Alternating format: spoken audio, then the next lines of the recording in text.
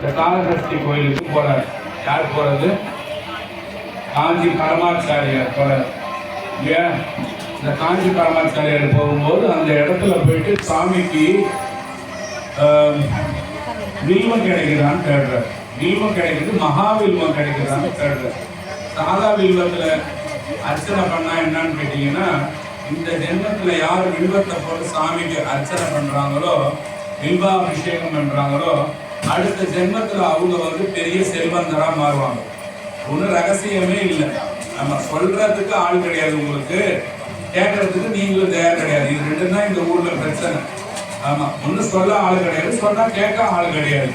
அதனாலதான் இப்ப வில்வாபிஷேகம் பண்ணாக்கா அடுத்த ஜென்மத்துல இப்ப நீங்க பாக்குறீங்க, ஒருத்தர் 4 கார் வச்சுக்கிறான், 5 பங்களா வச்சுக்கிறான், யூடியூப்ல காட்டுறான், இவ்வளவு செயல்படு, இவ்வளவு பெரிய பங்களாலாம் வச்சுக்கிறான். எப்படின்னு கேட்டீங்கன்னா, சிவபெருமானுக்கு அடுத்த தொண்டனா அவன் இருந்திருப்பான், வில்வாபிஷேகம் பண்ணியிருப்பான். இதுதான் ரகசியம். வில்வாபிஷேகம் இப்பதுல இருந்து உங்க சின்ன வயசுல இருந்து இதை கேட்டதுல இருந்து வீட்டுல ஒரு சிவலிங்கம் வச்சு சிவபூஜை பண்ணி டெய்லி அதுக்கு ஒண்ணு வேணும், கொஞ்சோண்டு பால், கொஞ்சோண்டு தண்ணி ஊற்றி, கொஞ்சம் விபூதியை மேல போட்டு 4 இலையை போட்டு வில்வாபிஷேகம் பண்ணி நீங்க போய் பறிக்கணும்னு அது ஒண்ணு தேவை கிடையாது. நம்ம அதை விலை கொடுத்து வாங்கி கூட அது சிவார்ப்பணம்னு சொல்லிட்டு நீங்க போட்டா போதும். அதுக்காக நான் எங்கெங்க வில்வம் நல்லா ஏறணுமாங்கன்னு கேட்க தேவையில்லை இல்லையா? வில்வாபிஷேகம் பண்ணா போதும்.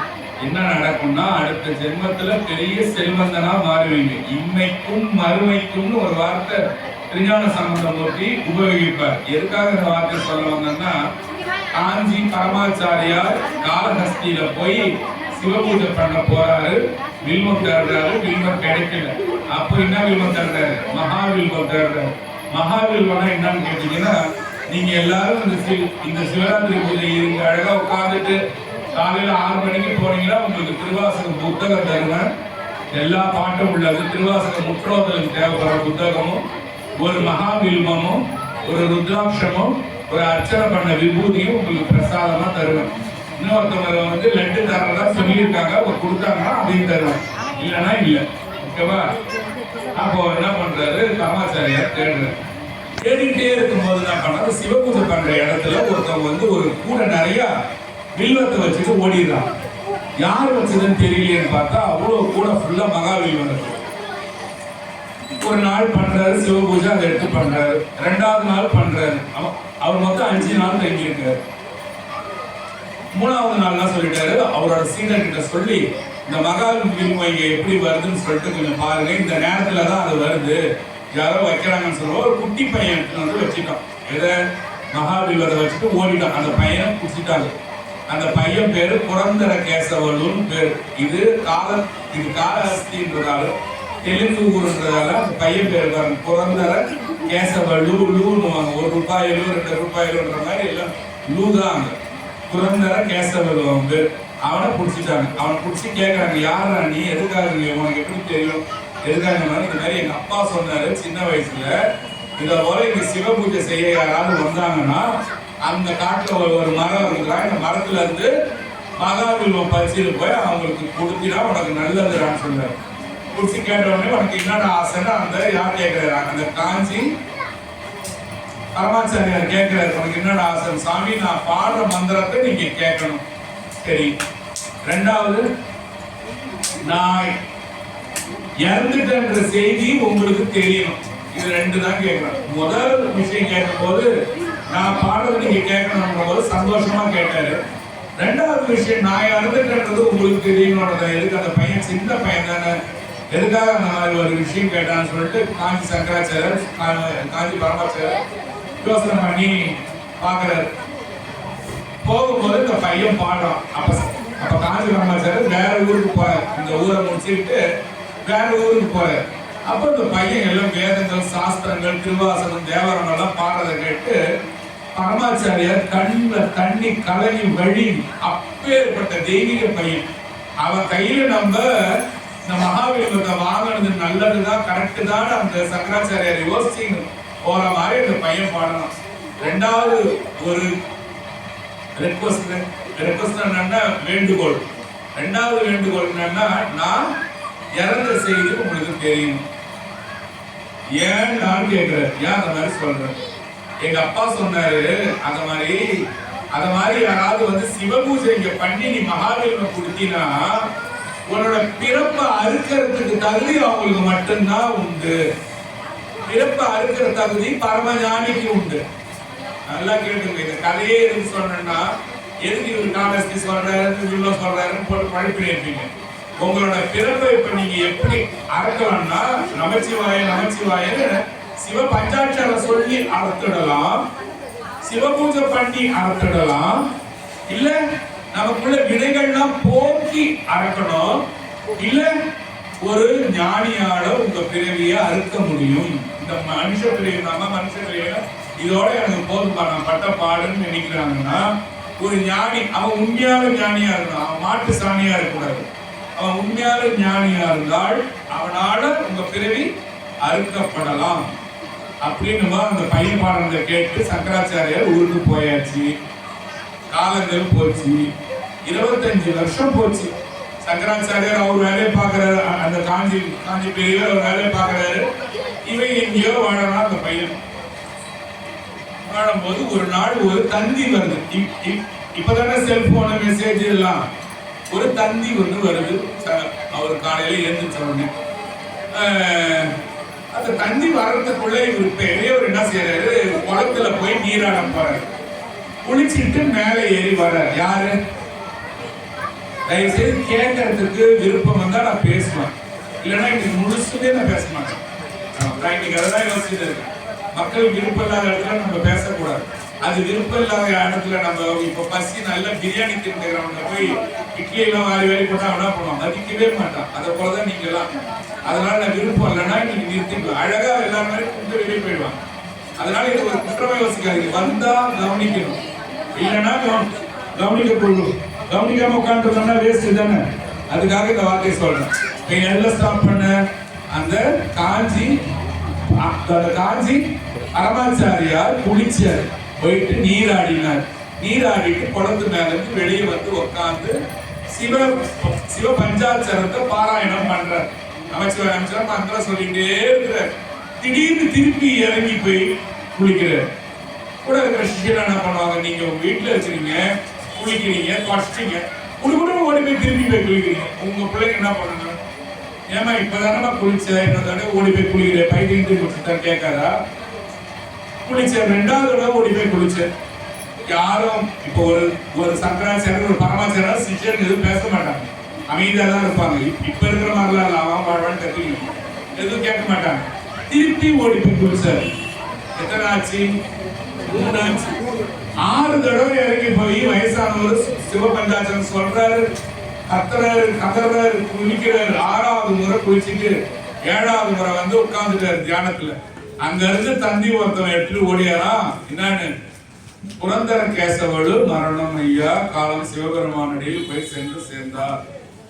7வது முறை போய் முழுக்க ஒரு குளியல் போட்டார். அந்த பையனுக்கு இருந்தது மீதி 7 ஜென்மங்கள். அந்த 7 ஜென்மங்களும் அந்த ஞானி நீராடி அவனோட பாவங்கள் அவனோட வினைகளை பூரா இந்த ஞானி எடுத்துக்கிட்டு அந்த பையனை நல்வழிப்படுத்த அவன் வினையை அறுத்து அவனோட காலத்தை முடிச்சு கொடுத்துட்டார். இது நடந்த நாள் சிவராத்திரி. இது நடந்த நாள் சிவராத்திரி. அதுக்காக இந்த சிவராத்திரி கதையை உங்களுக்கு சின்னதா சிவராத்திரியில என்னென்ன நடக்குதுன்னு சொன்னேன். இப்போ உங்க வீட்டுல பொண்ணு இருப்பாங்க, பிள்ளைங்க இருப்பாங்க. கொஞ்சம் படிச்சுட்டாங்கன்னா கையால பிடிக்கவே முடியாது இல்லையா? அவன் கஷ்ட புஷ்டனும் பிக் பண்ணி போட்டு நெல்லும் முட்டை விடும் இல்லையா? அவன் சிகரெட் பத்த வைப்பான், புருன்னுவான், பர்கன்னுவான், எல்லாம் அப்பா அம்மா சம்பாதிச்ச காசை வச்சு லோகாயத்தனெல்லாம் பண்ணுவான். நீங்க பார்த்துருப்பீங்களா? அதுலயும் டாக்டர் ஆயிட்டானா கையில பிடிக்க முடியாது, இன்ஜினியர் ஆயிட்டானா காலால பிடிக்க முடியாது, எதுவுமே செய்ய முடியாது. நம்மள உண்டா இல்லையா? உண்டு. அது எது? செருக்கு. எதனால வர செருக்கு? படிப்பால வர செருக்கு. அப்பா அம்மாவோட திரும்பி பார்க்க மாட்டான் இல்லையா? அவன் ஒரு வாய் சோறு துன்றதுக்கு நீங்க ஒரு தெரு சுத்தி இருப்பீங்க. அவன் ஒரு வாய் சோறு துண்ண நீங்க ஒரு தெரு சுத்தி இருப்பீங்க. உங்களுக்கு ஒரு வாய் சோறு தர மாட்டான். லாஸ்ட்ல அழுதுன்னு புலம்பிக்கின்னு நெஞ்சி வெடிச்சுக்கின்னு பெத்த பிள்ளை எப்படி சாவன கொடுக்காதுன்னு அம்மா நொந்துன்னு சாவடிக்கலாம் இல்லையா? 50% இப்படி 50% நல்லா இருக்கணும். அதனால எல்லாரையும் சொல்றான் பாரு நினைக்காது. 50 பேர் இப்படி இருக்குது இன்னைக்கு. ஆமா, இதை பத்தி உங்களுக்கு ஒரு கதை ஒன்று சொல்லட்டுமா? பத்தி நவுந்து போட்டோமா? தர்மர் ஆண்டார். அர்ஜுனன், பீமன், நகுலன், சகாதேவன். பாரத போர் முடிஞ்ச பிறகு அர்ஜுனன் ஆளும், தர்மர் ஆளும் போது அர்ஜுனன், பீமன், நகுலன், சகாதேவன். பீமனை மட்டும் இருடான்னு சொல்லிட்டு யார் யார் நீதி இருக்கிறா சொல்லுங்க. அர்ஜுனன், பீமன் உட்காந்துக்கணும், நகுலன், சகாதேவன் 3 பேரும் போயிட்டு ஒரு குதிரை வாங்கி வாங்கலான்னு சொன்னார். யார் சொல்றது? யாரு ஆள்றது? யாரு? தர்மர் ஆள்றாரு. தர்மர் சொல்றாரு, அர்ஜுனா, பீமா இங்க உட்காரு. அர்ஜுனா, நகுலா, சகாதேவா 3 பேரும் குதிரை வாங்கி வாங்க போங்க. உடனே 3 பேரும் கிளம்பி போறாங்க. நல்லா கேக்குறீங்க, இப்பதான் நல்லா கேக்குறீங்க. நல்லா இந்த மாதிரி கேட்கிற கூட்டம் இருக்கணும். இல்லைன்னா மூதேவி தோள்பட்டையில ஏறிக்கும். வீட்டுக்கு போகும்போது மூதேவி வரும் கூட இல்லையா? ஸ்ரீதேவி வீட்டுன்னு போனா இந்த மாதிரி நல்லா கேட்டா ஸ்ரீதேவி உட்காந்துக்குவா ஏறி. இல்லைன்னா மூதேவி ஏறி இந்த இடத்துல உட்காந்து ஒரு இருக்கிற மூதேவியே பத்தல வீட்டுல. இன்னும் நிறைய மூதேவி என்ன பண்றது? தாங்க முடியாதானே? அதனால நம்ம நல்லா கேட்கணும், இல்லைன்னா ஈச்சு ஓடிடணும். ஆமா. அப்போ இவங்க 3 பேரும் போய் குதிரை போறாங்க. அங்க பார்த்தா குதிரை ஒருத்தன் சார், டே இது குதிரையே கொடுறா. குதிரையை கொடுக்கறதுனா நான் தரமாட்டேன். ஏன்டா டே, எவ்வளவு பொண்ணு வேணா தரேன், எவ்வளவு பொருள் வேணா கொடுக்குற, குதிரையை கொடுறா. நான் தரமாட்டேன். ஏன்? நான் கேட்கிற 3 கேள்விக்கு பதில் சொல்றேன். என்னடா இது 3 கேள்விக்கு பதில் சொல்றானேன்னு பார்த்தா, முதல் கேள்வி, ஒரு ஊசி எடுத்துக்கலாம். இந்த சின்னோடு தொலைகிற ஊசியில யானை போய் வெளியே வருது, ஆனா வால் மட்டும் மாட்டிட்டு வர மாட்டேங்குது. இவ்வளவு பெரிய யானை ஊசி உள்ள வந்துடுச்சு, வால் மட்டும் வர மாட்டேங்குது. இதுக்கு என்ன பதில்னு கேட்டான். 3 பேரும் பேந்த முடிச்சாங்க. யாரு? அர்ஜுனனும் நகுலனும் சகாதேவனும் இல்லையா? அடுத்த கேள்வி, ஒரு கிணத்துல இருந்து மொண்டு 6 கிணத்துல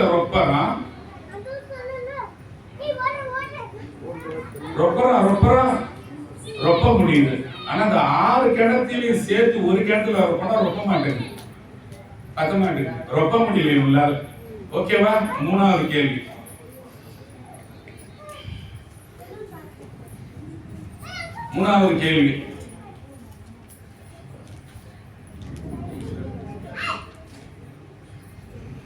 சரி. இப்ப இந்த ஃபர்ஸ்ட் கேள்வியில வரலாம். 3வது கேள்வி எனக்கு ஞாபகம் வரும். நான் அதையும் விட்டு தான் போவோம், நீங்க கவலைப்படாத. இப்போ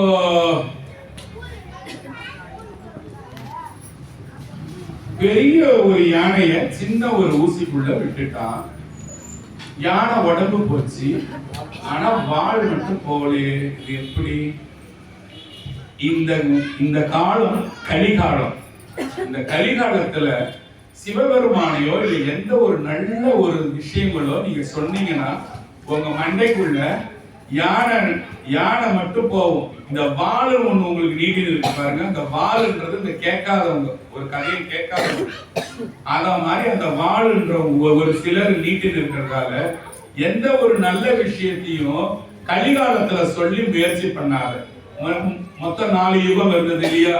கிருத்தாயுகம், திரேதாயுகம், துவாபார யுகம், கலியுகம். இப்ப நீங்க வாழறது கிருத்தாயுகத்துல எல்லாரும் நல்லவங்க, திரேதாயுகத்துல பாதி நல்லவங்க கெட்டவங்க, துவாபார யுகத்துல 3க்கு 1.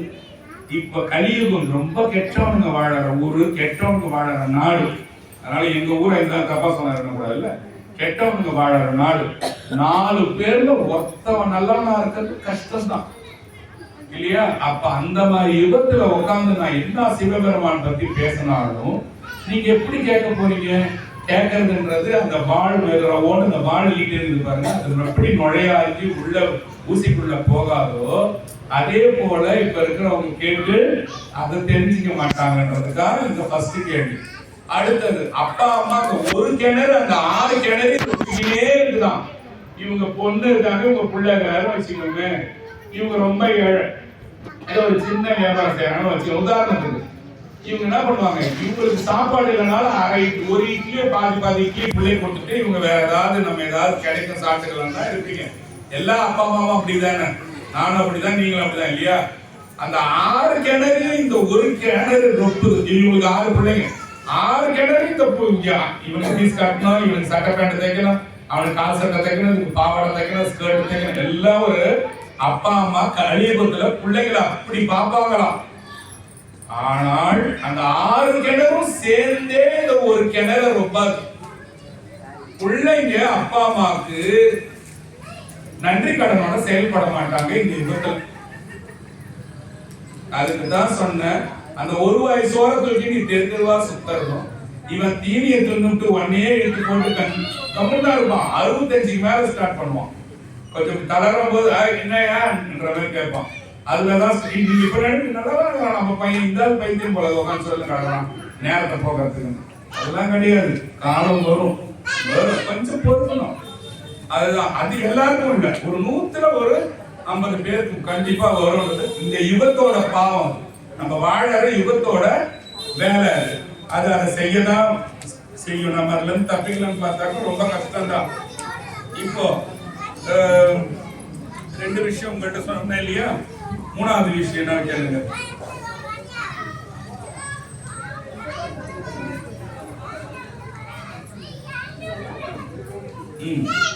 மூணாவது விஷயம் என்னன்னு கேட்டீங்கன்னா, ஒரு ஒரு நான் அந்த 3வது விஷயம் வந்து எனக்கு ஞாபகம் இருந்தது. இவங்க அங்க யார்கிட்ட பேசினாங்க பாருங்க, அதுல கொஞ்சோண்டு இன்னும் அங்க கவனம் போகும்போது இது எனக்கு போயிடுச்சு.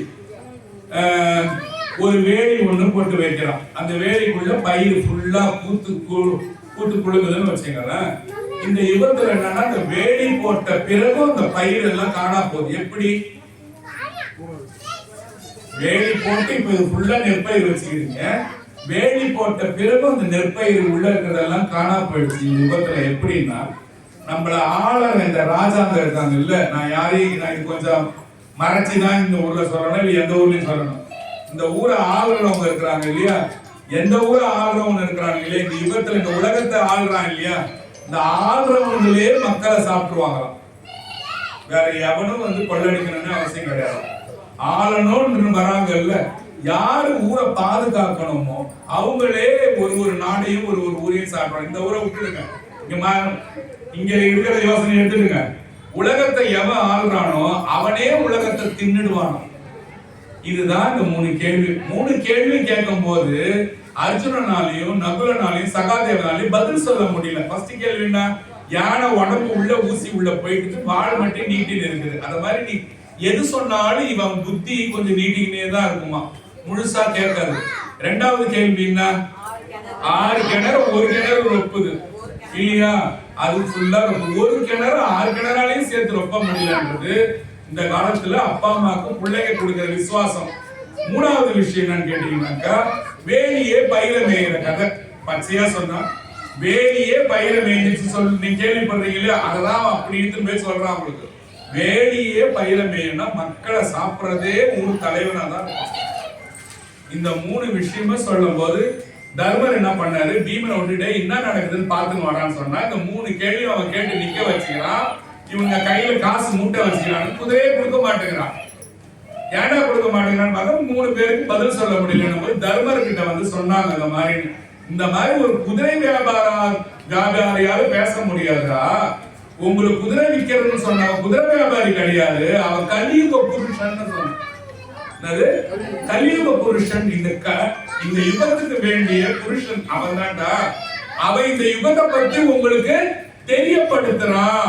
நீங்க இனி ஆளும் போது புத்திசாலித்தனமா ஆளணும். இந்த 3 விஷயங்களை எது சொன்னாலும் மக்கள் கேட்க மாட்டான். 1, எது சொன்னாலும் பிள்ளைங்க கேட்காது. 2, எது சொன்னாலும் ஒன்னு ஆளும் கேட்க மாட்டான். 3, இதான் இந்த யுகம். எதுக்காக இதுல வந்தோம் நம்ம? பாப்பா யார் சொல்றீங்க? எதுக்காக இதுல நம்ம வந்தோம்? என்ன பேசிட்டு இருந்தோம்?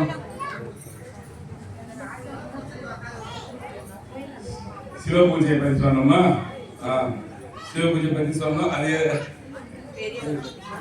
பெரியவங்களை பத்தி சொன்னோம். சரி, இப்ப நம்ம தர்மம் பண்றோம் இல்லையா, எல்லாருக்கும் தர்மம் பண்றேன். இப்ப நீங்க போய் ஒரு பிச்சைக்காரனுக்கு போய் சாப்பாடு ஏதோ நீங்க வந்து தரீங்க. இந்த உலகத்துல யார் தெரியுமா வள்ளல்? யார் வள்ளல் உண்மையிலே? இவங்க வள்ளலா வாய்வாய் தராங்க எல்லாருக்கும் இல்லையா?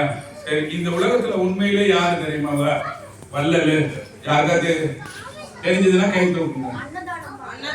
அன்னதானம் பண்றவங்களா? சரி, ஓகே. வேற யாருமா?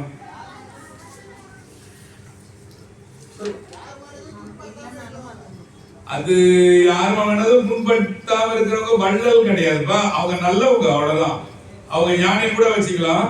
பரப்பு நீர் வையத்து, பரப்பு நீர் வையத்து பல்லுயிர்களுக்கெல்லாம் இறப்பவரே இம்மை புகழும் இனிச்சொல் கதிப்பயனும் நம்மை வகைப்படுத்தலால் ஒரு பாட்டு. இது இந்த பாட்டு என்ன பாட்டு? ஒரு பாட்டு என்னது எடுத்து விடுறாரு, நேசநாயனார் புராணம்னு ஒண்ணு இருக்கு. பரப்பு நீர் வையத்து பல்லுயிர்களுக்கெல்லாம் இறப்பவர்னா யாருன்னா பிச்சைக்காரன் இருக்கான் பாருங்க, அவன் தான் வல்லலாம். ஏன் அவனை போய் இந்த வல்லன் இவன் பைத்தியமா நினைச்சீங்கன்னா, பிச்சைக்காரனுக்கு போய் ஒரு 10 ரூபாய் கொடுத்தீங்கன்னா என்ன சொல்றான்? ஐயா நீங்க நல்லா இருக்கணும். அடுத்தது என்ன செய்யறான்? அடுத்து என்ன செய்யறான்? உங்க புள்ள குட்டி எல்லாம் நல்லா இருக்கணும்னு சொல்றான். சொல்றாங்க இல்லையா? இல்லையா? அப்போ இம்மைக்கும், இம்மைக்கு என்னது? ஒன்ன சொல்றான், நீ நல்லா இருக்குன்னு சொல்றான். இம்மைக்கும் மறுமைக்கும் ஒன்ன வாழ்க்கலாம். பரப்பு நீர் மையத்து பல்லுயிர்களுக்கெல்லாம், எல்லா உயிர்களுக்கும் பரப்பு நீர் வையத்து பல்லுயிர்களுக்கெல்லாம் இறப்பாரின் வள்ளல்கள் இல்லை. இந்த உலகத்துல நீ யாரை எடுத்துக்கினாலும் சரி, அவன் எவனும் வள்ளல் கிடைக்கும். இப்ப இந்த பையன் இருக்கிறான், இன்னொரு பொண்ணு இருக்கு, அது அவனுக்கு 10 ரூபாய் தருதுன்னா உடனே அம்மா நீ நல்லாரு, உங்க அப்பா நல்லாரு, உங்க ஆயா நல்லாரு எதாவது சொல்றானா? கிடைச்ச வரை ராவின் பொண்ணா இருந்தாலும் ஓடிட்டு பையனா இருந்தாலும் ஓடிடலாம். உண்மையா இல்லையா?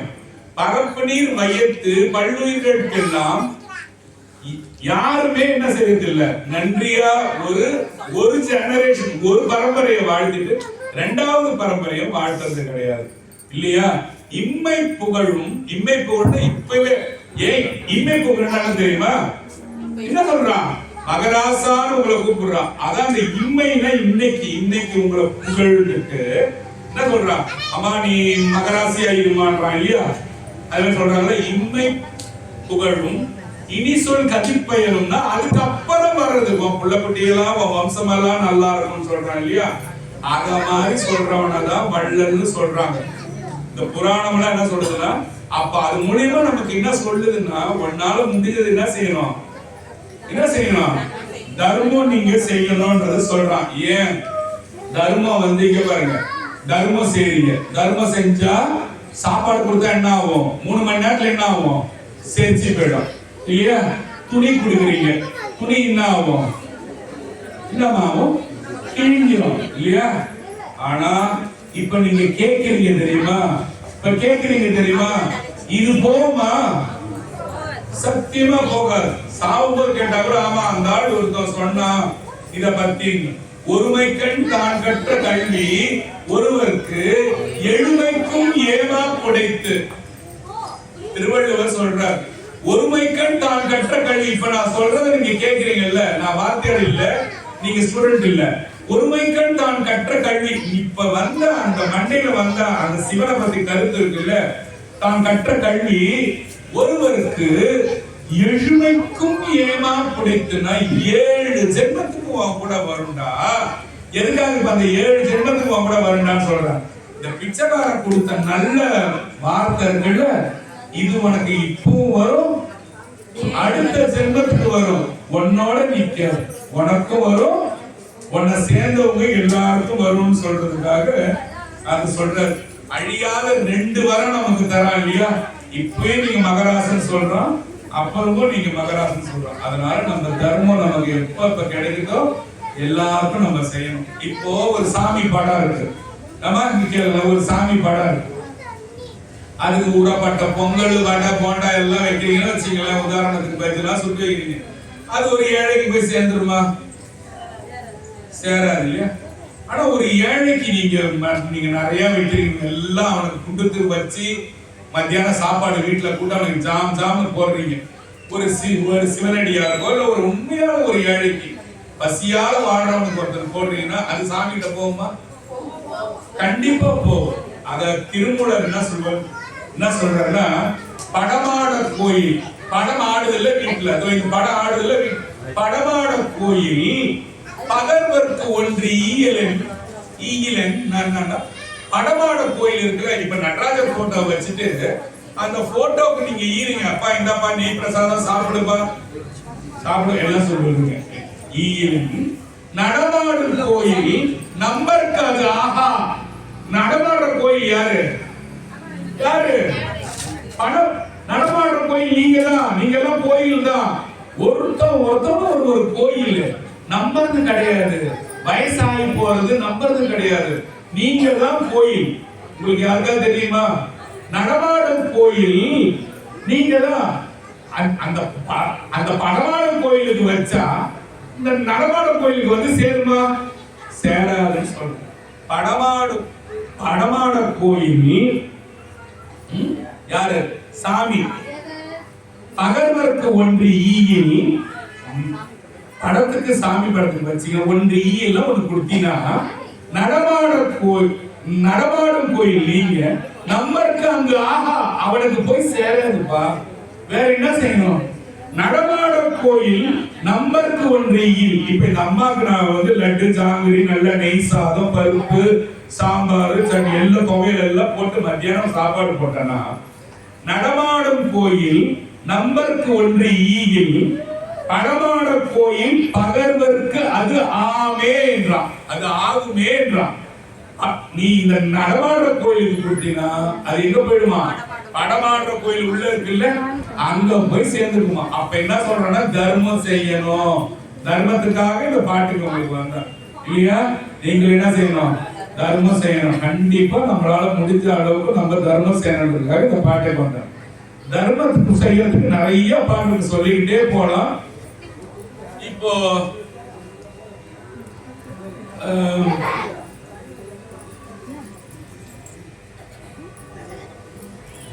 இன்னும் ஒரு சிவவாக்கிய பாட்டு ஒன்று பேசிட்டு போலாம். ஆடு மாடு தேடினும் ஆனை சேனை தேடினும் கோடி நாசி தேடினும். யாருக்காவது புரியலன்னா என்ன தாராளமா கேட்கலாம். நான் யானை கிடையாது, சிங்கம் கிடையாது. அழகா கேட்கலாம். ஐயா இதுக்கு என்ன அர்த்தம்? எதுக்கு ரொம்ப பொறுமையா சொல்லுவேன். நான் எப்பவுமே அந்த கோயில்னா எல்லாருக்கும் எல்லாம் தெரிஞ்சிடாது. ஒரு சில பேருக்கு நல்லா தெரியும், சில பேருக்கு தெரியாது. அப்ப அவங்க கேட்பாங்க. அதுக்காக தான் பொறுத்து சொல்றது. ஆடு மாடு தேடினும் ஆனை சேனை தேடினும். ஆனைனா யானை, சேனைனா குதிரை, அப்படி கூட வச்சுக்கலாம். ஆனை சேனை தேடினும் கோடி நாசி தேடினும். மூச்சு விட்டு விட்டு விட்டு இழுக்கிறல்ல. ஒரு நாளைக்கு எத்தனை தடவை மூச்சு விடுறீங்க? எண்ணிக்கையில இருக்கு. 21,600 தடவை மூச்சு விடுறீங்க. 21,600 முறை மூச்சு விடுறீங்க. ஆடு மாடு தேடினும் கோடி நாசி தேடினும் கூட வந்து நிக்குமோ? அதெல்லாம் உனக்கு வந்து நிக்குமா? நாளைக்கு நமக்கு பாட கட்டான்னு வச்சுங்க. இதெல்லாம் நிக்குமா? எங்கன்னா இவ்வளவு மூச்சு விட்டாங்க, இவ்வளவு யானை வச்சிருந்தாங்க, இவ்வளவு மாடு கணக்க வச்சிருந்தாங்க, ஆடு இத்தனை வச்சிருந்தாங்க, குதிரை இத்தனை வச்சிருந்தாங்க, வந்து நிக்குமா? நிக்காது. ஆடு மாடு தேடினும் ஆனை சேனை தேடினும் கூட வந்து நிக்குமா? கோடி நாசி தேடினும் இன்னும் இருக்கிற கூட வந்து நிக்குமா? வந்து பிராணாயம் பண்ணு, அது பண்ணு, யோகா பண்ணு, சரி எல்லாம் பண்ணா வந்து நிக்குமாப்பா? நிக்காது. எது சாமி வந்து நிற்கும்? ஓடி அளித்த பிச்சையும் உகந்த அளித்த தர்மமும். ஒருத்தர் தர்மம் பண்ணும் போது அது நமக்கு இல்லைன்னு நினைக்கணும். ஐயோ இவனுக்கு இது கொடுக்கறமே நினைக்க கூடாது. பிச்சைக்காரனை பார்த்தா ஓடணும். நீ ஓடணும். ஆயிட்டு நம்ம கூப்பிடக்கூடாது. ஓடி அளித்த பிச்சையும் உகந்த அளித்த தர்மம். ஐயா தானே சாப்பிடுதான கையெழுத்து கும்பிடணும். நீங்க கும்பிடணும். அவன் கும்பிடறதுக்கு முன்னால நீங்க கும்பிடணும். இப்ப உங்களுக்கு என்ன சொன்ன? பரப்பு நீர் வையத்து எல்லாம்னு ஒரு பாட்டு சொன்னேன் இல்லையா? இம்மை புகழும் இனி சொல் கதிப்பயனும் நமக்கு வரும்னு சொன்ன. ஐயா நீங்க மகராசனா இருங்க, உன் புள்ள குடி நல்லா இருக்கணும், உன் பேரன் பேசுறான். அப்போ அவனை நீ வாழ்த்தணும்னு சொல்ற. அவன் ஒன்ன வாழ்த்துறதுக்கு முன்னால நீ அவனை வாழ்த்தணும். ஆடு மாடு தேடினும் ஆனை சேனை தேடினும் கோடி நாசி தேடினும் கூட வந்து நிக்குமோ? ஓடிவிட்ட பிச்சையும் உகந்த அளித்த தர்மமும் சாடி விட்ட குதிரை போல கூட வந்து நிக்குமே. ஓடு ஒரு லாரிக்காரன் இடிக்கிறான், முன்னில் மேல ஏறுது, இப்படி ஓடிடுவேன். அப்பதான் வந்து அந்த தர்மம் வந்து நிக்குமா? எப்படி வந்து நிக்குமா? சாடி விட்ட குதிரை போல அப்படி அவன் காலை விட்டு என்ன பண்ணுறது? குதிரை இப்படி பண்ணல, குதிரை அப்படி வந்து ரெட்டியா அப்படி நிக்கிற போல அந்த தர்ம தேவதை வந்து நிக்குமா. ஏய் யாரு மேல நான் இடிக்கிற? உர்ரா நவுடா, அவன் எங்க ஆளுடான்னு சொல்லுமா. சிவவாக்கிய சொல்ற பாட்டு. இதுவும் தர்மத்துக்கு உண்டான பாட்டு தான் இல்லையா? நம்மளால முடிஞ்ச அளவுக்கு என்ன செய்யணும், தர்மம் நம்ம செய்யணுன்றதுக்காக இந்த பாட்டெல்லாம் உங்களுக்கு சொன்னேன். அப்புறம் நான் இந்த டாக்டர் விஷயம் பத்தி சொல்லிட்டு இருந்தேன் உங்ககிட்ட. அப்பதான் அந்த ரூட் மாறுச்சு. ரைட்டா நீங்க சொல்லுவீங்கன்னு நானும் யோசிச்சு பார்த்தேன். யாருமே சொல்லல. அந்த டாக்டர் விஷயம் சொல்லும் போதுதான் எதுக்கு போனேன், அப்பா அம்மாவை கவனிக்க மாட்டாங்க. நம்ம 6 கிணறு 1 கிணறு ஏமா ரைட்டாமா, 1 கிணறு 6 கிணறு யாருக்காவது ஆமாங்கம்மா. அந்த டாக்டர் கதையை பத்தி சொல்லிருந்தேன் உங்ககிட்ட. இப்போ டாக்டர் கதை எதுக்கு சொன்னா, ஆணவம் அதிகமாயிடுது. எப்ப படிப்பு அதிகமாகும் போது ஆணவம் அதிகமாயிடுது. அதை விட கோடி ரூபாய் ஒருத்தனுக்கு வந்து போச்சுன்னா எப்பேற்பட்ட ஆணவம் இருக்கு பாருங்க. நீங்களே பாருங்க, எனக்கு தெரியல. அவன் கதவை சாத்துறதுன்னா, அவன் கார் கதவை திறக்கிறதுன்னா இல்லையா, நீங்க யாரும் பார்த்தது இல்லையா? என்ன ஆணவமா இருப்பான் ஒருத்தர். எதுக்காக இதை சொல்றேன், சிவராத்திரிக்கு இந்த ஆள் சொல்ற கதைக்கு அர்த்தமே கிடையாது. எதுக்கு இதை இவன் சொல்றான்னு நீங்க கேட்டீங்கன்னா, மகாவிஷ்ணுன்ற ஒரு இனத்துக்கு அதிபதி. ஏன் மகாவிஷ்ணு கோயில் அப்படி ஏறி விழுந்து ஓடுறானுங்க? எதுக்கு ஓடுறானுங்க? எனக்கு வேண்டாதவர்களா இல்ல மகாவிஷ்ணு. பாருங்க, திருப்பதிக்கு போனா பணம் வரும்னு இவனுக்கு ஒரு நம்பிக்கை ஏற்படுத்தி விட்டான். உண்மையா இல்லையா? அங்க போடா நல்லா வரும்டா, 10 சேர் 5 சேர் கூட போட்டுக்கலடா, வீடு கட்டுவிடா. அப்ப என்ன நினைக்கிறான், நல்லா நமக்கு சேரும். உண்மையா இல்லையா? நீங்க உண்மை சொன்னாதான் அடுத்தது போவேன். எனக்காக இல்ல, உண்மையா உண்மை சொல்லணும். அடுத்தது மகாவிஷ்ணுக்கு வீட்டுக்காரமா யாரு? மகாலட்சுமி. லட்சுமி போட்ட மோதிரம் கொடுங்கன்னு கேக்குறீங்க, லட்சுமி போட்ட காசா வாங்கி மாட்டீங்கல்ல. அப்போ அடுத்தது சரஸ்வதி. எதுக்கு அதிபதி? படிப்பு இல்லையா? அவங்க பேர் என்ன? கலைமகள். அவங்க படிப்பு தருங்க. இந்த 2 பேரும் என்ன பண்றாங்க, கொஞ்சம் பணமும் கொஞ்சம் படிப்பும் வந்த பிறகு ஒருத்தன் தலையில நிப்பானா? நிக்க மாட்டான். அப்ப 2 பேரும் அடிச்சுக்கிறாங்க. யார்? மகாவிஷ்ணு. பிரம்மாவுக்கு மனைவி சரஸ்வதி, மகாவிஷ்ணுக்கு மனைவி மகாலட்சுமி. 2 ஒன்று பணத்துக்கு அதிபதி, இன்னொன்று படிப்புக்கு அதிபதி. 2 அடிச்சுக்குது. என்ன அடிச்சுக்குது தெரியுமா? எங்கிட்ட தான் பணம் இருக்கு, என்கிட்ட தான் படிப்பு இருக்கு, அப்புறம் சிவம் எதுக்கு? அப்புறம் சிவம் எதுக்கு? எனக்கு யாரும் தேவையில்லை. இப்போ உங்க பொண்ணோ உங்க புள்ளையோ அதுக்கு நல்ல பயிற்சி, நல்ல கார் வாசி பங்களா, உங்களை ஏன் நினைக்க போகுது? நினைக்கிறது இல்லையா? உண்மைதானே? என் பையனாதான் உங்க பிள்ளையாதான் அதுதானே. நினைக்க மாட்டாங்க. நினைப்பானுங்க 100% நினைப்பான். என்னைக்காவது அவன் அப்பாவாகும் போது உங்களை 50% நினைப்பான். இதெல்லாம் உண்மை, நீங்க தவிர்க்க முடியாது. அவன் அப்பாவை அவன் புள்ள பிறந்து ஓடி போய் பாக்குறான் பாருங்க. ஐயோ, நம்ம அப்பாவும் இப்படிதானடா, நம்ம புள்ள பிறந்தவோ பார்த்திருப்போம், நம்ம மதிக்கல பத்தியா, காலம் போயிடுச்சேடா. ஐயோ, இவன் நம்ம அப்பாவை செஞ்ச கொடுமையில இவன் பண்ண போறான் போலக்குறான்னு அவனுக்கு தெரிஞ்சிடதெல்லாம். எல்லாம் நீங்க பயந்து இல்லைன்னு, ஆனா உண்மைதான். ஆமா, இப்ப 2 பேரும் அடிச்சுக்கிறாங்க. யாரு இல்லைன்னு? சிவமே இல்லை. நாங்க தாண்டா உலகத்துக்கு அதிபதி. சாமிகிட்ட போய் முறையிறாங்க, சாமி நாங்க தான் அதிபதி. அப்படியாப்பான்னு சொல்லும் போது திருவண்ணாமலையில ஒரு பெரிய ஒளிப்பிழம்பு ஒண்ணு வருது. பெரிய ஒளிப்பிழம்புல ஒரு பெரிய ஒரு இது ஒண்ணு வருது. அந்த பிழம்பு 1.5 மணி நேரம் திருவண்ணாமலையில இருந்துதான். தங்க மலையா இருந்தது, மாணிக்க மலையா இருந்தது, செப்பு மலையா இருந்தது. இப்ப என்ன மலையா இருக்குது? கள்ளு மலையா கிடக்குது. நீங்க எவ்வளவு கெட்டவங்க பாருங்க. நீங்க என்னடா உத்தம நான் கேட்கறேன். நாம எல்லாம் எவ்வளவு கெட்டவங்க பாருங்க. ஆரம்பத்துல கிருத்தாயுகத்துல தங்க மலையா இருந்ததுதான் திருவண்ணாமலை, நம்புவீங்களா? அப்புறம் திரேதா யுகத்துல மாணிக்க மலையா இருந்ததுதான்.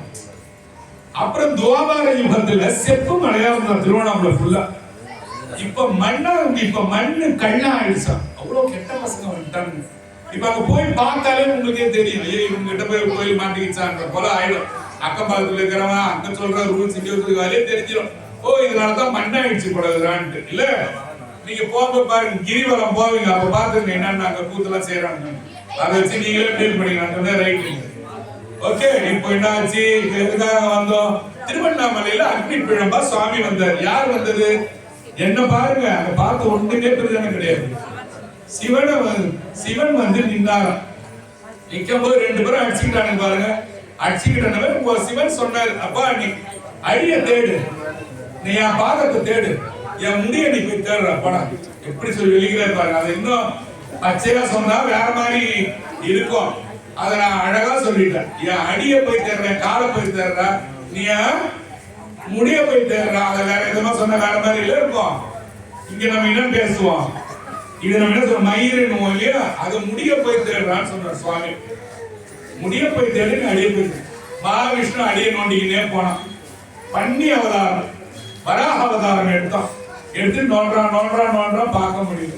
பிரம்மாவும் புத்திசாலியாச்சு, மூளையாச்சு. என்னத்துக்கு அவரு ஞானத்துக்கு தானே, ஞானம் தான் வச்சுக்கிறாரு. வீட்டுக்காரமாவ வச்சு தேடும் போது என்னாச்சு, தாழும் சிவபெருமானோட ஜடாமுடியில இருந்து ஒண்ணு விழுந்தது. பல கோடி வருஷமா வந்து நிற்கிறேன்னு சொல்லுது. அப்போ சிவபெருமான் எவ்வளவு பெருசு, ஒரு விழல் தாழும் அவ்வளவு வருஷமா கீழே இறங்குதுன்னா அப்ப சாமி எங்க இருக்கிறாரு இல்லையா? அதெல்லாம் நம்ம நினைக்கிறோம். ஒரு கதை பேசும்போது அவ்வளவு தூரம் தாழ்முவே ஒரு உதவி செய்யா, என்ன செய்ய சொல்லு, நான் சிவபெருமானோட நீ எங்க இருந்து வர, நான் சிவபெருமானோட ஜடாமுடியில இருந்து வரேன், அப்படியா எனக்காக ஒரு உதவி செய்ய. இந்த மாதிரி சுவாமி கேட்கிறாரு, முடிய போய் பாருன்ட்டு, நீ என்ன பார்த்துட்ட, நீ வந்து பார்த்துட்ட இவருன்னு சொல்லிட்டு நீ முடியல இருந்தால வர, எனக்காக கொஞ்சம் சிவபெருமானோட சாட்சி சொல்றியா? நான் சொல்றேன், ஏன்னா நான் முடியல இருந்தாலும் வந்தேன், நான் பார்த்துட்டேன்னு சொல்லிட்டேன். நான் சொல்லிடுறவா, இது வந்து பொய் சொல்லுச்சு. பிரம்மா போய் சிவபெருமான்ட்ட பொய் சொன்னான், போடா உனக்கு இனிமேல எந்த விதமான வழிபாடும் கிடையாது, போய் எல்லா கோயிலையும் ஓரமா உட்கார்றான்னு சொல்லிடுறாரு. ஒரே ஒரு கோயில்ல மட்டும்தான் பிரம்மாவுக்கு அபிஷேகம். திருச்சியில இருந்து வரும்போது திருப்பட்டூர்னு ஒரு ஊர் இருக்கும், பிரம்மாவுக்கு அது ஒரு கோயில். அந்த கோயில்ல மட்டும்தான் அவனுக்கு அபிஷேகம். அந்த எந்த கோயில அந்த ஆராதனை கிடையாது. அங்க அவனோட பழைய சாமி அவன் வாங்கின வந்து சாபத்தை தீர்த்தாரு. அதனால அந்த திருப்பட்டூர்ல மட்டும்தான் அவனுக்கு அபிஷேகம் பிரம்மாக்கு. சரியா முடிஞ்சுதா? இது எதுக்காக சொல்றீங்கன்னா, ஒரு சிவன் கோயில் பின்னால போய் பாத்தீங்கன்னாலும் லிங்கோத்பவர்னு ஒண்ணு இருக்கும். எல்லா கோயிலுக்கும் போங்க, போய் பாருங்க, லிங்கோத்பவர்னு ஒண்ணு இருக்கும். எதுக்காக அந்த லிங்கோத்பவர் வச்சிருக்காங்கன்னு கேட்டீங்கன்னா, நீ கோயிலுக்கு வந்தா ஒரு சில பேர் தோல் பண்ணி தூக்கினே போவான், அப்படியே போவான், பெரிய பாடி பில்டர் மாதிரி, எல்லாம் நெஞ்சு பிஞ்சிடும் கொஞ்ச நாள்ல. ஆனா ஆங்காரமாவே போவான். நிறைய பேர், அது பெண்ணா இருந்தாலும் ஆனா இருந்தாலும் எல்லாரும் பாக்குறவங்க இப்படியே பார்ப்பான். இவன் குடிச்சிட்ட மாதிரியே பார்த்தாலும் கரையில அந்த மாதிரி அந்த மாதிரி பாக்குறான் பாருங்க. அவன் திரும்பும் போது திரும்பும் போது அந்த லிங்கோத்பவரை பார்ப்பான். லிங்கோத்பவரை பார்க்கும்போது அவனுக்கு என்ன தெரியுமா, அடிமுடி தேடிட்டு சின்ன பின்னமா போட்டாங்க பிரம்மாவும் விஷ்ணுமே, நீ அடக்கி நிற தம்பி, கொஞ்சம் சுத்தி வர வரைக்கும் நீ எங்க இருந்து வந்தன்றத கொஞ்சம் தெரிஞ்சுக்கோ. உள்ள இருக்கிறவரு உன்னோட பெரியவர் செல்லம், அவரை நம்பி வந்துக்கிறவங்க எல்லாமும் பெரியவங்க, நீ தான் சின்னவன், நீ அடங்கி போனதாலதான் எல்லா சிவன் கோயிலையும் இந்த லிங்கோத்பவர் உருவத்தை பின்னால வைக்கிறாங்க. நம்ம எல்லாம் பார்க்கணுன்றதுக்காக தான். இது நடந்த நேரம் எந்த நேரம்னா சிவராத்திரி. ஓகேவா? இது 2 விஷயம் நான் உங்கள்கிட்ட சொல்ல வேண்டியன்னா, 2 விஷயமும் நடந்த நேரம் சிவராத்திரி. அப்புறம் வெங்கடாச்சல செட்டியார்னு ஒருத்தர் என்ன பண்ணாரு, வெங்கடாச்சல செட்டியார். இவர் யாருன்னு கேக்குறீங்களா? ராமநாத செட்டியார்னு ஒருத்தர். என்னடா இவர் செட்டியார் பேராக சொல்றான், இந்த செட்டியாரா இருப்பான்னு நினைக்கிறீங்களா? நான் செட்டியார்லாம் கிடையாது. ராமநாத செட்டியார்னு பேரு. 1903 நான் சொல்ற கதை. இப்ப என்னது 2026. 1903ல 60 லட்சம் செலவு பண்ணி திருக்காளஹஸ்தியில புகழியாறுன்னு அது ஒரு ஆறு இருக்கு. நல்லா கேளுங்க, இந்த ஆறு பேர்லாம் புகழியாறு. அந்த புகழியாறு பக்கமா ராமநாத செட்டியார் பண்ண ஒரு திருப்பணி. காளஹஸ்தி கோயில்ல 6 அடி சிலை வச்சிருப்பாங்க, போய் பாருங்க.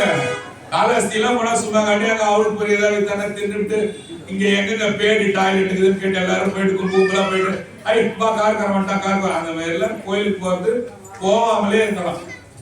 போனா கோயில ஆராய்ச்சி பார்த்து அங்க இருக்கிறதெல்லாம் பார்க்கணும். எவன் மகான் வாழ்ந்திருக்கிறான் என்ன நல்லா இந்த கோயில்ல இல்லையா? கண்டு சும்மா இருக்க மாட்டேங்குது. எனக்கு இல்ல, உங்களுக்கு தான்.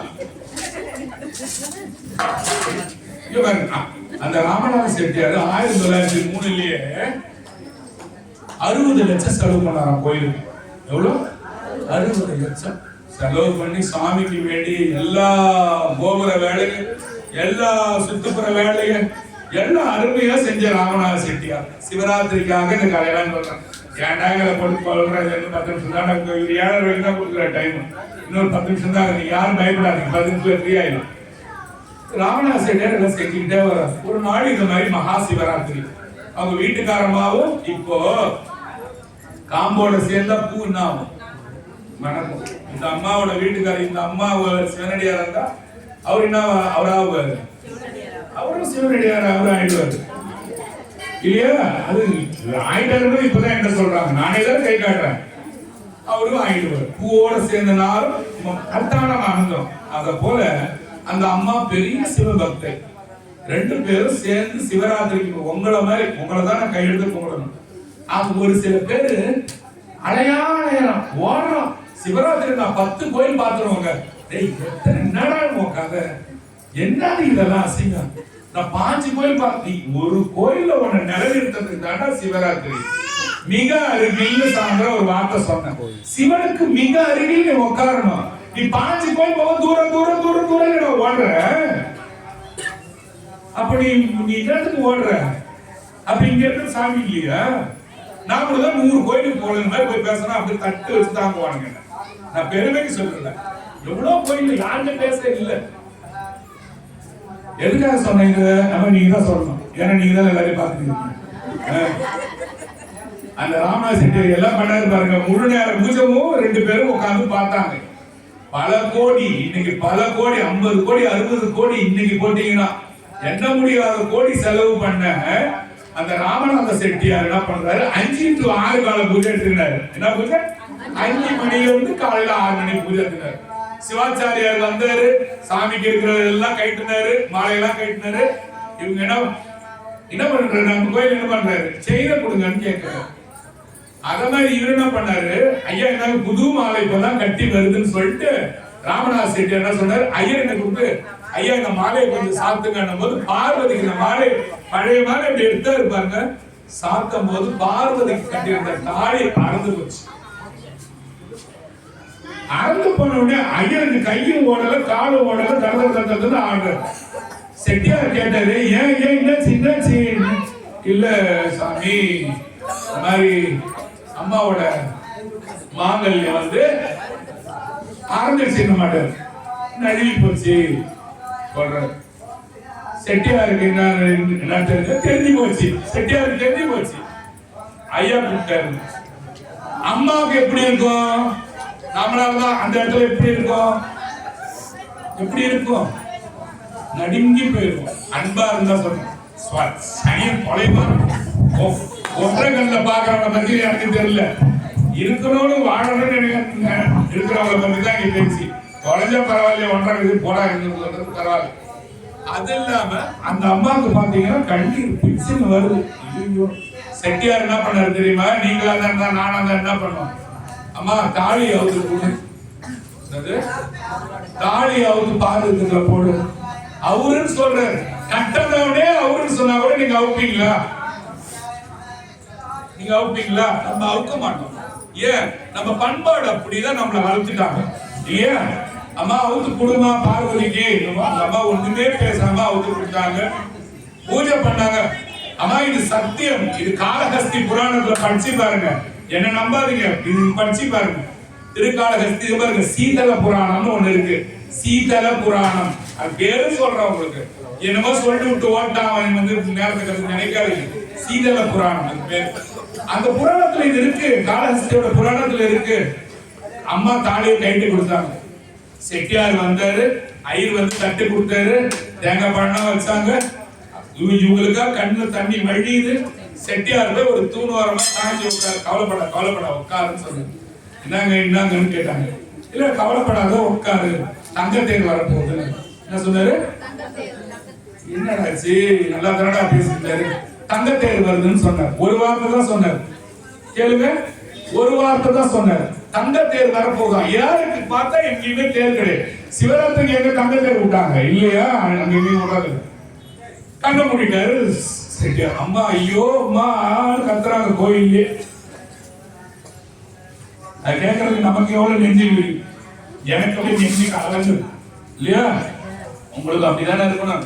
நீங்க நல்லா கேட்டுறீங்கன்னா இருக்கும், இல்ல அங்கேயும் இங்கேயுமா சேதரிங்கன்னா இருக்காது.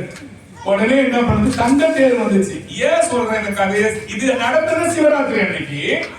தங்க தேர் வந்து எதுக்கு? அந்த சிவபெருமானுக்கு கோடி கோடி கோடி கோடி கோடி கோடியா செலவு பண்ணவனுக்கு சாமி அவன் மரணிக்கிற நேரத்தை அவன் வீட்டுக்கு காட்டி, நான் தான் அவனை கூட்டுன்னு போறேன்னு சாட்சியா சொல்லிட்டு போனாரு. அவன் என்கிட்டதான் வரான், நான் அவனை சும்மா இட்டுட்டு போல, தங்க தேர்ல உன் வீட்டுக்காரன் இட்டுட்டு போனேன். எனக்காகவே வாழ்ந்த நீ, உனக்காகவே நான் மேல வாழ வைக்க போறேன்னு போனேன். இது நடந்த நாள் சிவராத்திரி. அவரோட தம்பி ராமநாத செட்டியாரோட தம்பி வெங்கடாச்சல செட்டியார் ஃபர்ஸ்ட் ஆரம்பிச்ச. யாருக்கா ஞாபகம் இருக்கா? வெங்கடாச்சல செட்டியார். வெங்கடாச்சல செட்டியார் என்ன பண்ணா, அண்ணி என்ன பண்றாங்க, தம்பி வீட்டுக்கு போயிட்டாங்க. நீங்க இப்ப யாருமே என்ன பண்ணுவீங்க? அண்ணா இருக்கிறாரு, அவரு இல்லன்னு வச்சுக்கலாம், யாரும் நோண்டிங்களா? என்ன செய்வீங்க? தம்பி வீட்டுக்கு போய் இருக்கீங்க. அவரு தம்பி வெங்கடாச்சல செட்டியார் அதுக்கப்புறம் அந்த கோயில்ல இருக்கிற திருப்பணி எல்லாம் செய்யற. செஞ்சு முடிச்ச உடனே நம்ம வந்து ஆடி மாசம் யாருக்கு விசேஷம்? அப்படி அம்மனுக்கு விசேஷம். புரட்டாசி மாசம் யாருக்கு விசேஷம்? பெருமாளுக்கு விசேஷம். அவன் சிவனுக்கு என்ன விசேஷம்? மார்கழி மாசம் விசேஷம் இல்லையா? அம்மனுக்கு ஆடி, மகாவிஷ்ணுக்கு புரட்டாசி, சிவபெருமானுக்கு மார்கழி இல்லையா? ஆடி மாசம் மீனாட்சி அம்மன் தேரு வந்துதான். அவர் எங்க வாழ்ந்தாரு? மதுரையில வாழறாரு. மதுரை மீனாட்சி அம்மனுக்கு வேண்டியது எல்லாம் செய்யறாரு. தம்பி அண்ணன் காலாஸ்திரியில பண்ணாரு, தம்பி மீனாட்சி அம்மன் சேர. மீனாட்சி அம்மன் தேர் அப்படியே உங்க வீட்டு சேர்ந்தான் தேர் வருது இல்லையா?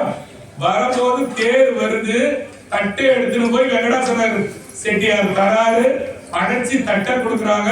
அம்மானு சாஞ்சாரு, காலமாயிட்டாரு. எதுக்குன்னா எங்க சாமி எடுத்துன்னு போறாரு பாருங்க. அகாலமாவோ நோவு கொடுத்தோ நோவடிச்சோ, அதனாலதான் ஒரு பாட்டு, நோயிற்று அடராமல் நொந்து மனம் வாடாமல் ஆயில் கிடவாமல்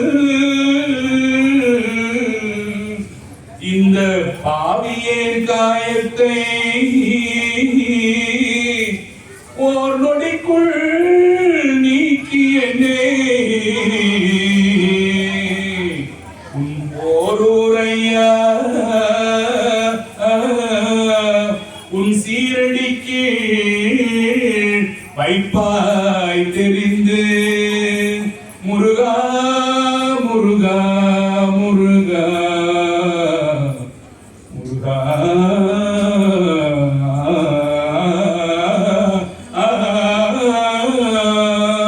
நோயுற்று அடராமல், நோயுற்று அடராம் நொந்து மனம் 10 பெத்தனே எதுவுமே இல்லையே. நோய் வந்து நோயுற்று அடராமல், வலிக்குதுப்பா சுத்தம் மட்டும்தான் வலி, இடுப்புதான் முடியலப்பா, இதுதான் தூக்கம் இல்லப்பா. நோயுற்று அடராமல். ருத்ராட்சம் போட்டவனுக்கு கழுத்துக்கு மேல இருக்கிற வியாதி எதுவும் வந்து சாக மாட்டான். இதை எழுதி வச்சுங்க, இந்த நேரத்தில் சொல்லிடுறேன். ருத்ராட்சத்தை கீழே போட்டு உட்காந்தீங்கன்னா பாம்பு வராதான். பாம்பு இங்க வரக்கூடாதுன்னு நினைச்சீங்கன்னா நிறைய ருத்ராட்சம் போட்டு படுத்துங்க, பாம்பு வராதான். ஒரிஜினல் ருத்ராட்சமா பார்க்கணும், தண்ணியில போட்டு பார்க்கணும். மிதந்தா டூப், உள்ள போனா ஒரிஜினல். ஓகே, பெரிய டெஸ்டே கிடையாது. நோயுற்று அடராமல் நொந்து மனம் வாடாமல், நொந்து மனம் வாயில் கிடவாமல். என்னைக்கு போகும் தெரியலப்பா, சனியை இழுத்து கிடக்குது பாரு, 8 வச்சுட்டு போவான், நவுந்து படம் போன். நீங்க பாத்துக்கிறீங்களா? அதெல்லாம் பாத்துக்கிறீங்களா யாராவது வீட்டுல? நான் பாத்துக்கிறேன் அதெல்லாம். நோயுற்று அடராமல் நொந்து மனம். இதை கேட்கும் போதே ஒரு சிலருக்கு ரொம்ப கௌரவம். நடக்காது, நான் பெரிய ஆளா. ஆமா, நோயுற்று அடராமல் நொந்து மனம் வாடாமல் ஆயில் கிடவாமல் இந்த பாவியின் காயத்தை, பாவியம், இந்த பாவியின் காயமாயிரு. காயம் இது பொய்யடா, வெறும் காத்தடைத்த பையடா இல்லையா? இந்த பாவியின் காயத்தை ஓர் நொடிக்குள் நீக்கி என்னே. அழுது கேட்கணும் இதெல்லாம். ஒரு நொடிக்குள்ள சாமி ஒரு செகண்ட்ல க்ளோஸ் பண்ணு அப்படி கேட்க முடியுமா? ஒரு நொடிக்குள் நீக்கி என்னே உன் போரூரையா உன் சீரடிக்கு வைப்பாய் தெரிந்து. சாமி எல்லாரையும் கொடுக்கிற மாதிரி என்ன விட்டுறாரு. உன் சீரடிக்கு வைப்பாய் தெரிந்து. அப்பா என்ன பார்த்துனே என்ன கவனிச்சிடாதப்பா, என்னை கவனிக்காம விட்டுடாதப்பா. இப்ப பாருங்க, நோயிற்று அடராமல் நொந்து மனம் வாடாமல் பாயில் கிடவாமல் இந்த பாவியின் காயத்தை ஒரு நொடிக்குள் நீக்கி பட்டுன்னு சாவடிச்சிருப்பான். நீங்க கேட்டீங்களா அது மாதிரி? நீ அடுத்த வாரம் கண்ட போய் பேசும். எப்படி நீ ஒரு செகண்ட்ல? வாய்ப்பே கிடையாதுப்பா. 10 வருஷமா இருந்து ஒரு 15-20 வருஷம் 30 இவங்கள கேட்ட 40-50 வருஷம் நம்ம பாடினாங்க. அது ஆளுக்கு ஏற்ற மாதிரி வயசுக்கு ஏற்ற மாதிரி கேட்போம். உண்மையா இல்லையா? நம்ம கடை ஒரு 30 வருஷம் கேட்பாங்க, ஒரு கடை 50 வருஷம். அது மாதிரி ஒரு இருக்குது. நோயிற்று அடராமல் நொந்து மனம் வாடாமல் பாயில் கிடவாமல் இந்த பாவியை அவரே பாவியின் கீழே இருப்பாங்க. இந்த பாவியின் காயத்தை ஓர் நொடிக்குள் நீக்கி என்னே உன் போரூர் ஐயா, ஐயா போரூர் ஐயா உன் சீரடி கீழ் வைப்பாய் தெரிந்து. உன்னோட சீரடி கீழே நான் வச்சுக்கப்பா. மத்தவன உன் மாதிரி என்னை யோசிக்கிறாரே, என்னை கொஞ்சம் பத்திரமா பாத்துக்கப்பா சாமின்னு கேட்கிற. அத போல நீங்களும் கேட்க கத்துக்கணும் இல்லையா? கத்துப்பீங்களா? 2 யோசனை ஆகுது சாமி. இப்ப எதை என்ன பண்றதுன்னு தெரியல. அடுத்த மாசம் மேரேஜ் இருக்கு. நீங்க இப்ப போரூரையாட்ட போய் ஒரு நொடிக்குள்ள நீ நீக்கி போரூரையா சீரடி கீழ் வைன்னு கேட்கிறீடா. இதுக்காடா சிவராத்திரிக்கு வந்தாலும் கேக்குறீங்களா? அது மனசுல இருந்துன்னே இருக்கணும் இல்லையா? கொடுத்தவன் கேட்கறான், இல்லன்னா விடுவானா? விட மாட்டான் இல்லையா? அது இன்னைக்கு நம்ம தயார் பண்ணி வச்சுக்கணும். இன்னும் ஐயரு தண்ணி இன்னும் சத்தம் வரல, வரும் நேரத்துல வரும்.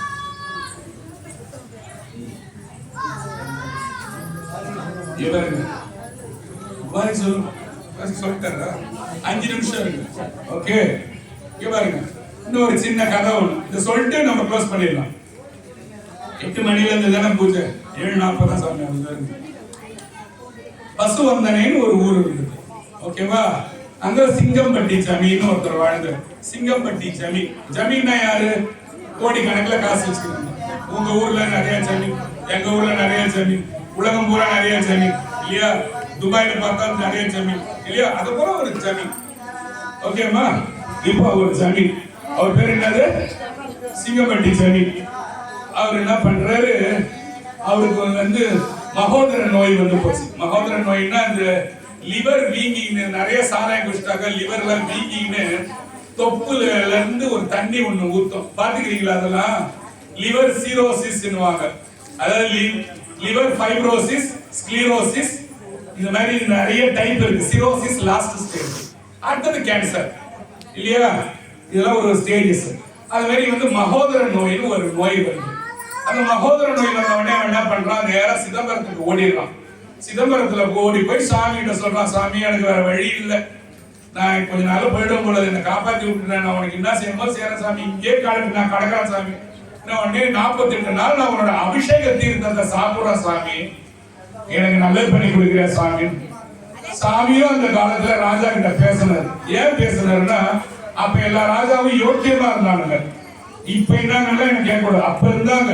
ஆமா, அப்ப என்ன பண்ண, சாமிகிட்ட போய் வேண்டலாம். 48 நாள் அபிஷேக தண்ணியை குடிச்சுட்டு சிங்கம்பட்டி ஜமீன் சிவன் கோயில் உள்ளே கடந்து ஓரமா அப்படியே கடக்கிறது. யாரு? ராஜா. ஜமீன் வந்து கோயில் வாசல்ல கடந்தான். இப்ப நீங்க கோயில் வாசல்ல செருப்பு விடாதனால கூட கேட்க மாட்டீங்க, கோயிலுக்குள்ள வந்து விடுறீங்க. அதான் அவங்களுக்கு அவனுக்கு வித்தியாசம். அவன் வந்தான். அவன் இப்போ ஃபர்ஸ்ட் வார்த்தை என்ன சொன்ன, ரொம்ப பேச வேண்டியதா இருக்கா? நிறைய பேர் இருங்க, கொஞ்சம் இருக்கலாம், இருங்க. இங்க பாருங்க, பசுவந்தனை ஒரு ஊர். அங்க ஒரு ஞானி இருந்தான். ஞானினா உண்மை ஞானி. அவனோட வேலை என்னன்னாக்கா புல்லுக்கட்டை எல்லாம் தூக்கின்னு ஓடுறது, விவசாயம் பார்க்கறது. அவன் அண்ணன் வந்து ரொம்ப கெட்டவன், தம்பி வந்து ஞானி. அவன் வயலுக்கு தண்ணி பாசத்துக்கு பதிலா பக்கத்து வயலுக்கு சேர்த்து தண்ணி பாய்ச்சான். யாரு? அந்த ஞானி. ஞானிக்கு எப்படி இருக்கு புத்தி? தண்ணி தானே, இப்பதானே இபி பில்லு வாட்டர் பில்லு எல்லாம் என்ன பில்லு எரிக்க வேண்டியதானு தெரிஞ்சான்.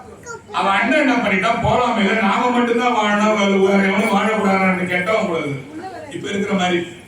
அவன் என்ன பண்ண, இவனை ஓங்கி அடிக்க கைய வாங்கினா பாருங்க. யாரு? அண்ணன். யாரு? பசுவந்தனையில வாழ்ந்த அந்த ஞானி ஓங்கி அடிச்சா பாருங்க. அண்ணன் கை அதோட நின்று போச்சு. என்னாச்சு? அண்ணன் கையை அதோட நின்று போச்சு. ஞானி என்ன பண்ணா, கொல்றதுக்கு வர அண்ணன் ஏன் கை போயிடுதே, ஏதோ மாய மந்திரம் செய்யலாம் போல. எப்பயுமே செய்வாங்க. இப்ப நான் உங்களை கையை இது பண்ணும்போது உங்க கை இப்படி நின்று போச்சுன்னு வச்சுங்க, உடாலம் அவனை இந்த ஊரை விட்டு விடாது பிடிங்க, அவனை கொள்ளுங்க நீங்க. அது போல தானே செய்வீங்க தானேமா? செய்ய மாட்டீங்களா? சரி, இங்க பாருங்க. அவன் கையை நாய் வச்சு அப்படி நின்று போச்சு. நிக்க வேண்டிய அவன் என்ன பண்ணா, உழுது அடிச்சுக்கிட்டு ஓடிட்டான். ஓடி போய் ஒரு நெல்லுக்காடா போய் சுத்துறான். சுத்தம் போது என்ன பண்றான், அவனுக்கு ஊர் மக்கள் எல்லாம் என்ன பண்றான், அவன் கையில ஒரு சங்கு வச்சுருக்கான். அவன் பேர் சங்கு சுவாமின்னு வச்சுட்டாங்க. இப்ப நீங்க வைக்க மாட்டீங்களா? இங்க ஆனா ஒருத்தன் படுத்துனானா அப்படின்னு சுவாமி, கோமண சாமி இந்த மாதிரி வைக்கிறீங்களா பேரு? அந்த பேர் சங்கு சாமி. 2 நிமிஷம் சாமி இது இருக்கு. சங்கு சாமின்னு வச்சுட்டாங்க பேர். சங்கு சாமி சங்கு சாமி அப்படியே ஒரு ஊரா போக ஆரம்பிச்சான். ஓகேவா? இப்ப யாரு சிதம்பர சாமியில படுத்துனது? ராமபாகலம். சொல்லுங்க பாப்போம்.